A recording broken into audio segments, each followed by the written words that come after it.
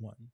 Ladies and gentlemen, welcome back to another episode of Redesign Your Life, the podcast that lets you know it's okay to think outside of the box. So just because we're heading in one direction and life says, hey, it's time to move on, doesn't mean we can't go to another. My guest today is Emily Heartstone. I'm extremely excited to be talking about this because her story, I assure you that it will resonate and tell you that there's more to life every day. So, without any further ado, we're going to be talking to her about her succession plans, how she went from corporate to starting her own business and everything. And she has a special guest too that we might bring on, her dog Twyla. And for those who are listening, make sure you watch the video because I think we're going to ask her to pop Twyla's face on the screen. That will just melt your heart, anyways.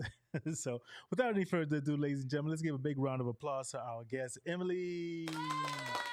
Yay! How are you doing today? Great, thank you. How are you doing? I'm excellent. Thank you for being here. I Thank truly you. appreciate it. And to be honest with you, one of the major reasons why I wanted to interview you is because you had the last name Hart. And I said, I've always wanted to interview like Kevin Hart. I can't get to him, so no, I'm joking. Yeah, I'm a great second. So, but no, I definitely tell my listeners that I heard your story and it touched me so much. And I was like, I have to Thank reach out you. because anything that I can bring to someone else that can potentially help them out and understanding that they are not alone in the world is something that I want to do. So I want to ask you, just take maybe 30 seconds just to intro yourself, let the listeners know who you are, what you're about, and then we'll come back and we'll jump into some of this subject matter. But now the floor is all yours. Thank you. Yeah, so my name is Emily Heartstone, and I am the owner and CEO from the Heart Management. And I actually started growing up riding and training horses. That was really my whole life and all that I knew. And life took an unexpected turn. I was diagnosed with first Graves' disease and leukemia, and then I really just kind of had to figure out the world because, like I said, all I knew how to do was ride a horse. I never sat a day in an office. I kind of got my way through school. My parents were so proud. And then a friend of mine reached out. She knew somebody that was hiring for a convention manager. So I went and kind of told them I knew nothing about it, but I was happy to learn. And I did. I loved it so much and kind of started working in the events industry. And then one day I did a lupus walk and I kind of saw the reaction to people really just kind of when you like hand them a water bottle and help somebody. And it was kind of from that day I realized that I wanted to start working with nonprofits. And very long story short, that's kind of how I got to where I am today. So I work with nonprofit organizations. My company helps the day to day organization and management for nonprofit organizations. And then we also have an event management side to what we do. So we kind of do a couple of different things, but I love it to death. It's kind of really who I am. I have no life outside of that, really. My friends yell at me, but I really wouldn't change anything. So it's a journey to get here, but I love it. Yeah, and you know, it's just hearing that whenever people tell their stories, a lot of time you can just hear the passion in their voice, and when you're telling that, you can hear the joy, you can hear the experience, and just that love in your voice. Versus maybe someone telling the story, and it just sounds like, oh, another dreary thing of me doing it, right? And I love being around that energy level, working with people who love what they do, because then it means that you're going to me, anyways, it means that you're going to get the true them. You're not getting them just because it's that financial thing of like, yes, all that money's coming. Yeah. So I really appreciate that. Now, for those who just heard what she has, and all my listeners know that I talk about my MS diagnosis and everything like that, the immune, would you mind kind of if you and we're not, ladies and gentlemen, we're not going to go too deep into this because you know me, I like to just let people know about it and then say, hey, it's there, and we're going to move on. But can you explain what the Graves' disease is a little bit for someone who may be listening? And the reason why I do that is because, especially in the Black community, right? We are mostly raised of not acknowledging health issues. Ignore it, ignore it, ignore it. And there might be someone who you may tell some symptoms or you may say something, and someone says, whoa, wait a minute. I'm experiencing something like that. Maybe I should go get it looked at, right? And that's kind of why I love doing it. So if you don't mind, to touch on that a little bit and tell them what it is, and kind of just a little bit about it. Yeah, and I appreciate that because when I was diagnosed, I had to go right to Google. I had never heard of it before. I had no idea what it was. So, it is a thyroid disease, but the common thyroid disease is an underactive thyroid disease, and what I had is an overactive thyroid disease. So, basically, your thyroid just doesn't go to sleep, and it's working 24/7. So, your body just really everything in your body is always working from your metabolism. I mean, my hair was falling out. Um, but I couldn't sleep. And I was running through the Atlanta airport one day for an event and I thought I was having a heart attack. My heart was just pounding. So, again, like I don't want to harp on it either. So, I'm just going to go right into symptoms to look for. Your heart is going to be jumping through your chest, your hair will be falling out.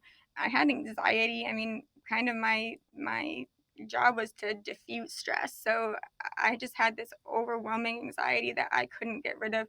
Even if my dog would bark, it like jumped me out of my bed, right? This is my dogs that I love. So it just I thought everyone was trying to kill me. Like I mean, it was just crazy anxiety.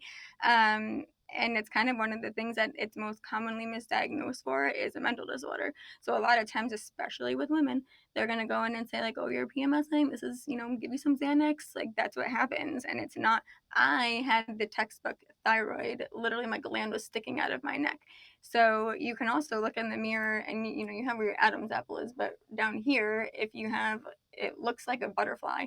And it was so bad that when I would walk into the doctor's office, they would all start taking their cameras out of their pocket and their phones. And I'm like, oh, here you go, because they wanted to show their students. Um, but you can see it literally if it's really bad, whether you have overactive or underactive, it's going to be swollen.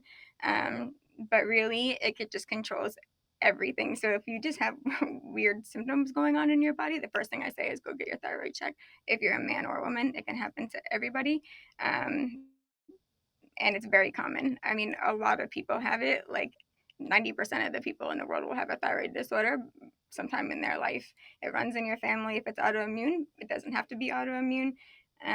Just always get a panel done at your physical once a year. That's what I say. It's like $1 added onto your blood work. Let's do it. Yeah, and it's so true. When I found out mine and everything, and I was talking to the doctors, and I was like, "Wait a minute, what? What is the name?" And Yeah. WebMD and Google became my next best friend. And then I found out too with JC virus that, um, especially it's prevalent in Black men. That's one reason why I'm a proponent on it. That over 90% of Black men have it, and they just don't know it because it doesn't exude those symptoms, but it doesn't really take effect unless you then develop MS and then it becomes big. So yeah, always go get checked. Always go Yeah. and ladies and gentlemen, please listen that I don't think Emily is, and I know I'm not a medical professional. So please consult your physician. I don't want anyone coming back Yeah. saying, I heard this on the podcast. And so go look for yourself. Warning, But right across the bottom. right. Yeah. Yeah. So now that that's out of the way, really quick, I'm going to say in about 8 minutes into the podcast, ladies and gentlemen, if you're listening to this, make sure you go check out the YouTube also, because we're going to pull up Twyla's face right now, if you're able to. She pop. If, oh, she's sleeping? No, no, she'll pop up. She's making noise. Okay. There she go. She's Ah, about there to she do a nice go. job. Right Puppy alert, ladies and gentlemen. It's a little Yorkie. Hey, Twyla. Okay, there. okay. She might want to go to sleep here on my shoulder. So thank you for That's doing that. She's fine gonna with me. hard to Absolutely. control. My wife, she says to me, because she wants a Yorkie now, and she's like, I'm going to be carrying him around in this little pocket thing, and then you're going to carry. I said, what? Me carry what? More than likely, I am, because I'm a be like, no way. But once I get him in my arms, I'm a big puppy and dog lover. So animal lover, but puppy and dog lover. So, all right. Now, Yes. I was hearing this story. So let's talk really quick before we go into the business aspect, because I love to get know people personally. Was horses a part of your family's kind of like thing, or did you just, as a whatever age, you just like, I want to try horses, or is that kind of a generational thing? Yeah, a little bit of both. So my mom always wanted to ride horses, and her mother, my grandma, was like, "No, it's too dangerous." So she kind of started taking riding lessons. I think when she was pregnant with my brother. So after she took her first one, so she couldn't do it. And then Mm. she got to start after me. That's kind of how I remember her telling me. Okay. But then she was just riding for fun, and she would always take me to the barn with her. And the young Mm. girls then would put me on their ponies until I was like, I want a pony. And my parents, absolutely not. So, excuse me. I finally would start cleaning stalls before school, and Yeah.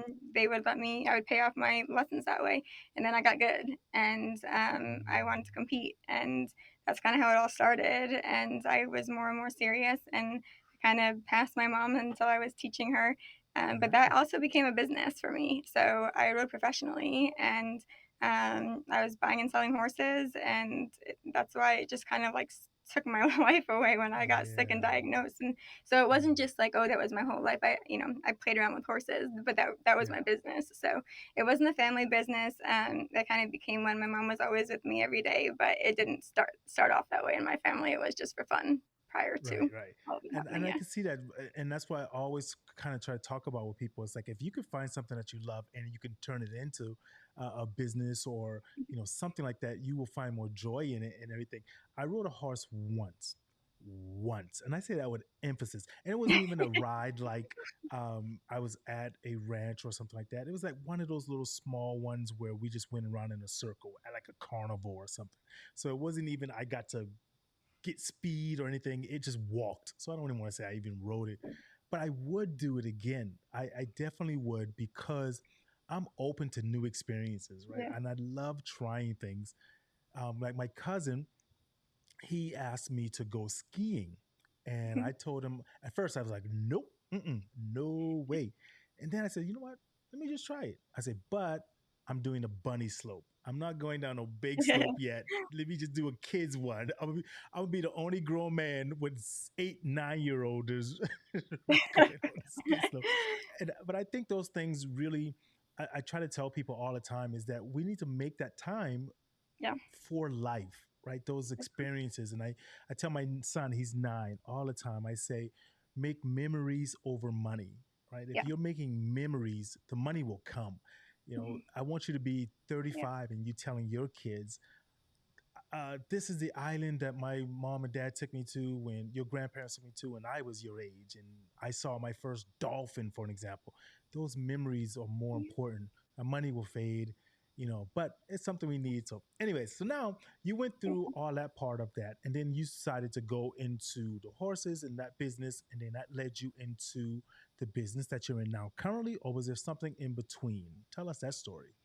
Yeah, it actually weirdly was a little bit of both. So, there was somebody at the horse shows I was really close with, and her mother had a tack shop at the horse show. So the tack shop is where you buy all, your saddles and the clothing that you have to wear. And I would kind of work there on the weekends and help her out. And the very long story short, the little girls that ride horses, you have to wear these bows in your hair. You have to braid your hair in pigtails, and it's part of your uniform, but nobody sold those bows that you have to wear, probably because they were super easy to make. But they had to match your outfit, and it was this whole ordeal.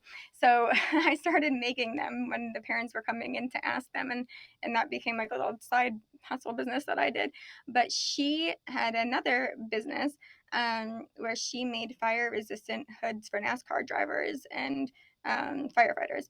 And she asked if I wanted to go work a convention with her in New York, so I did. And so that was kind of the first convention that I ever worked, and I had no idea that I would ever end up in the convention industry. However, I found myself standing in the middle of 10,000 firefighters, and I was like, I could definitely work in this industry.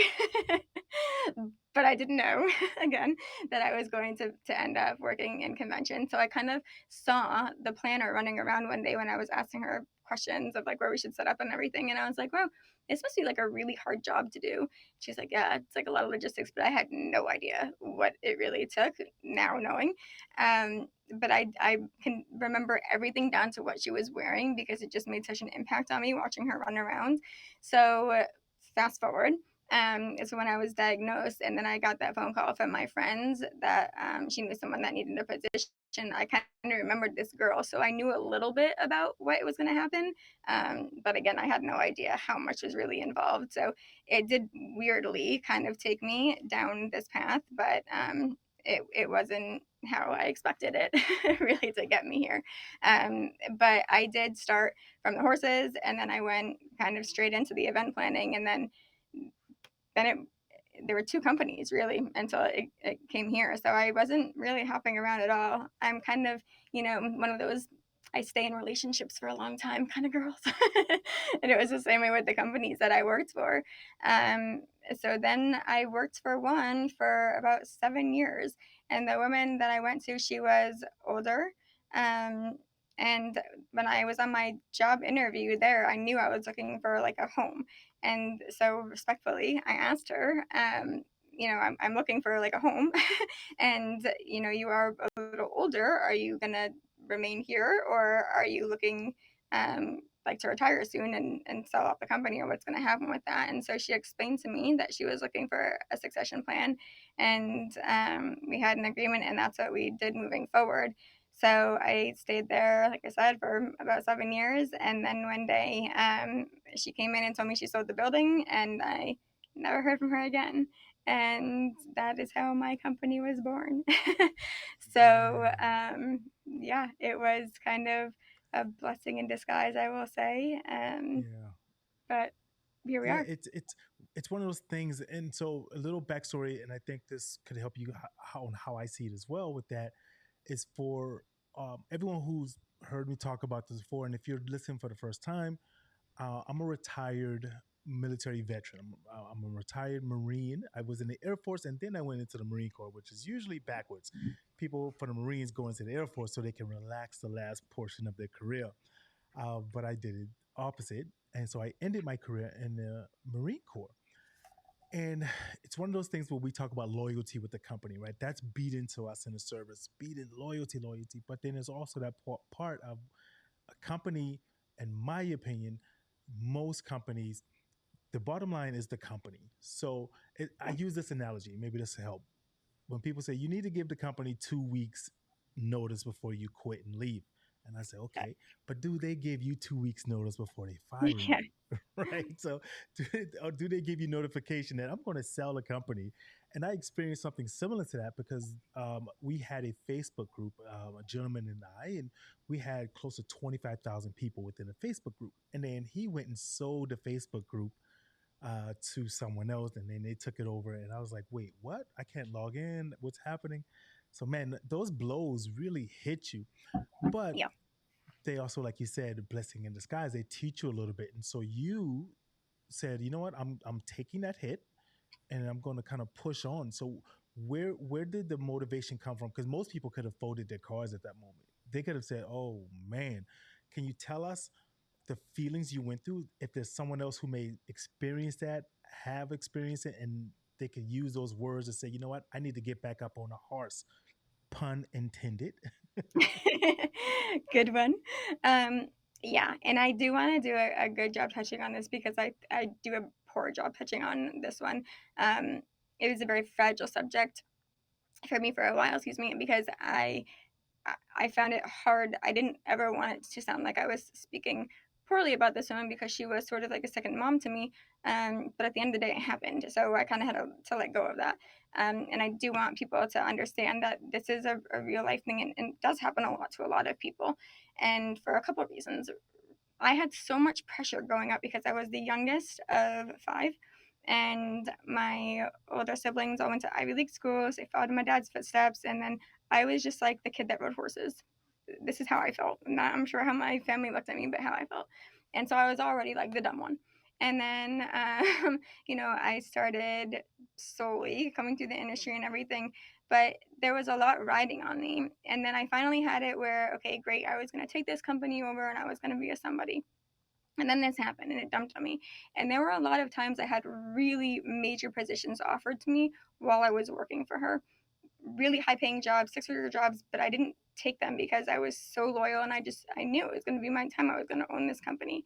I was winning awards all over the place, but it was under that company's name. I was having articles written on me, but I was doing it under that company's name. So I was continuing to build that company's name up this whole time. And then this happened. And again, it was like, obviously the rug ripped out from under me. And I also, while I have Graves' disease, I also have leukemia. And I was having a leukemia surgery the next day when this happened. And so I had to literally get like wheeled down the hospital to surgery while I was calling the insurance company trying to make sure my staff was like, getting back on insurance and payroll and everything because they came with me. And all this happening, and it took 1 week before I was on the cover of magazines. I had a bigger award in the industry, and I got to go to the award ceremony and see my name and my company up on lights, and it just clicked, and I was like, holy shimmery timbers. I should have done this like years ago and walked out when I had that first job offered to me. I can't, I mean, the loyalty, I'm so loyal and loyal to a fault, but it was just like, wow. And I just kind of at that moment was like, I feel like I need to go and like not speak at corporate companies, talking to the people that are like the me's now, but just letting people know like you're worth it and you're good enough and like you need, if you feel like you're ready and spread your wings and go, because nobody is going to root for you really more than you obviously, but like you need to know your worth, I guess is what I'm trying to get at. You're worth it and you need to know your worth and you need to value yourself, because there's a lot of people that are not going to want to see you at the top, and it's sad. And it's lonely there sometimes, but like you need to put yourself first, and um, you can be building and building and building for somebody, and that's what can happen to you the next day. So just make sure Yeah. you're always, I don't want to say putting yourself before others because I'm the last person to do that. I'm always putting others first, but Mm, you've got to remember yourself at the end of the day. And if you yeah. have your own company, you can make the decisions to help others in a bigger way, right? Right. So I think remember that's that. amazing. And oh, let me see. Hold on, I did the wrong one. Wait, where did it go? I had it there. Oh, it was set. There it goes. I think that's amazing. Thank you.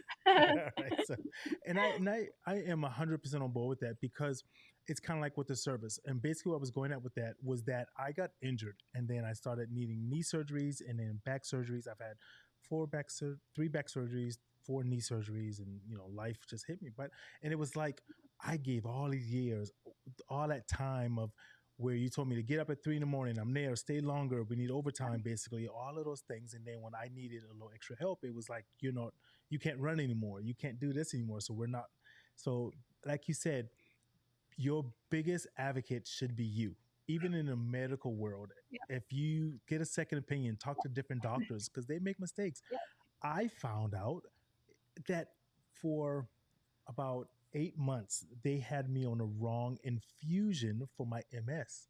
And when I went to the other doctors, they told me if I had stayed on it longer, it would have activated my, instead of um, the medicine only slows down the JC process, it would have sped it up basically. And if I had stayed on it, because I didn't yeah, know and I wasn't my advocate, I didn't ask the doctors. But yeah, yes, it's okay. I remember hearing I think it's Betty White, it's the one who played on Golden Girls, I think it is. yeah. Betty, She's Betty amazing. White. Yeah, she said one time one of the hardest things about being successful is knowing that there are people out there that are rooting for you to fail. And I'm paraphrasing Yeah, a little bit, but and I was like, that is crazy. It's like the crab in a bucket theory. Of one crab's trying to get out, and the other crabs are pulling them back down.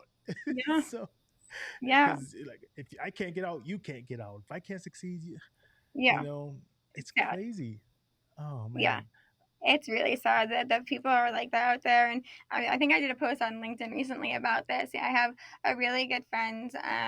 She's like a best friend now. Sorry, my little Twilight's getting cranky now.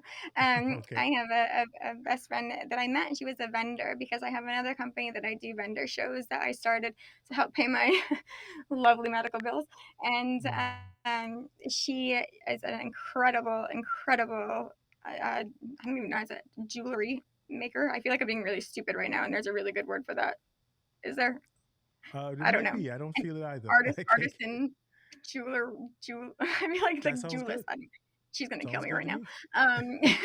Sorry, Dorothy. What's her name? And Give her a shout out or her company, anything. anyway, yeah, I'm going to in a second because we just Okay. started a company together, and Okay.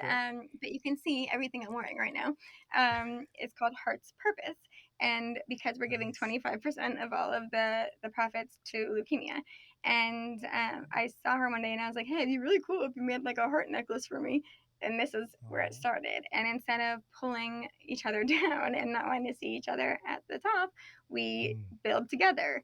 And she's always talking about, she's a first generation immigrant, and she's always talking about building each other up in community and community. And Yeah. everybody, these girls write these posts and they're like, oh, women empowerment. And I'm always rolling my eyes because I'm like, these will be the first girl to walk out here and, backstab you on the streets and start being so catty, Mm. and they're never lifting you up. But we Yeah. try so hard to set this example that, like, you have to do this and girls have to stick together now. And I'm also the first one to say I don't want to win a women something award. I want to win a award.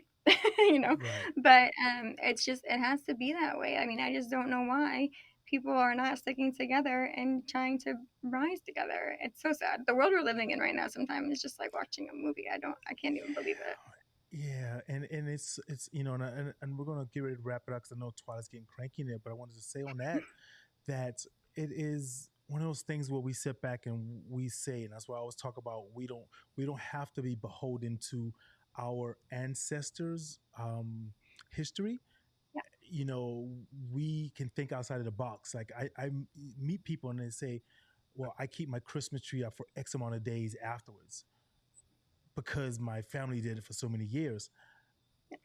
But do you want to do it? Right? You're doing it only because it's a tradition, and tradition is like just people holding on. And I'm not telling anyone not to do traditions if they want to. Right? I'm talking about more of the mindset of saying I have to do it because other people did it, right? I can't wear white after Labor Day. Why not?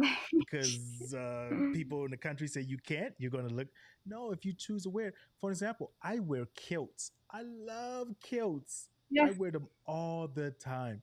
And one of the small reasons on that, because my aunt did a lineage thing, and then I found out that my family line comes from Europe and Ireland and Scotland and places like that. And I Amazing. started, Yeah. yeah, I started researching it, but they're comfortable more than anything. So people are like, you wear a Yeah. skirt and kilt.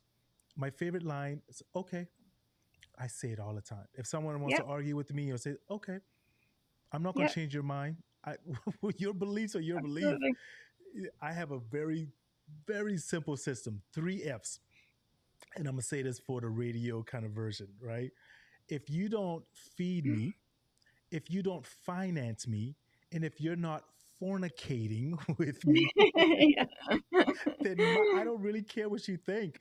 You could tell, Yeah. well, this, that, and I'm simply okay because that's not going to matter or anything. So, but let's talk a little bit about your company because I want people to know about that, and then we'll get ready to wrap it up. So I'm gonna put you on Yeah. screen with that. So tell the listeners and the viewers a little bit about what Heart from the Heart is. Wow. Yeah, so From the Heart Management is a multi level management company. We have an association management side, which is turnkey association management for nonprofits. So we do obviously management, but day to day. So we'll do anything from accounting to marketing, conference planning. If you have publications, we'll do that. But again, that feeds straight from my heart, pun intended, for the nonprofit side. Then we'll do corporate management as well, more on the marketing side and event planning. And then, of course, we have all of the like music and sporting production side for the events. So really, we all are about like turnkey services, but we'll do a la carte stuff as well. Of course, we Yeah, just like working with all companies that are trying to be purpose driven, not right. just straight profit driven. That's our big Yeah, from and the I heart. love that, and because the profit things, and I understand every company wants profit and everything, but I started seeing some of these numbers of like companies making and people becoming first trillionaires in the world and all Yeah, that. Like you and I read an article or something say that they can spend X amount of dollars every day for the next 50 years and they wouldn't run out of money, for example, right? I was like, that's crazy. And now even to the sports, there was a soccer football player that was offered, or not even offered, he got the contract 1.1 billion with a B that's dollars insane. Yeah, for one season. Not even a 5 6 year contract. One season, 1.1 billion dollars to play soccer. yeah, Hey, process. they got the money out here, so, so but this is No, amazing, yeah, it's and so crazy. Where It's taking can that much money. anyone who's listening find you, find out more information about you, and all of this information, ladies and gentlemen, will be in the show notes so that you can make sure you can go get in touch if you have any questions that how this can benefit your company, your services even more. But where can people find you, and what would you like to let them know? Thank you. Yeah, the easiest place to find me is just on Instagram. It's at mpromo, EMPROMO _heart, HART. Everything in all my companies is HART for the heart, and then we have Linktree there. You can find everything else. But that's it. I think just the biggest thing I like people to know is that everything we do is purpose driven. I always laugh because when people are like, "Oh, what do you do?" and I'm like, I always that's like I butcher it every time because I'm so used to just working, and I have major imposter syndrome and I hate talking about myself. So that's like always the worst part for me is just like, please stop talking about me and let's just go do some fun stuff together and make a difference in this world. I love That's what we that. like to Yes. do. Yeah. What do you do? And I like to make a difference, and let's go do right. it together. You know what? And I'll say this really quick because I've learned this, right? Being in the military, I've traveled a lot. I've lived a lot of places. I've lived in Japan for 6 or 7 years, roughly.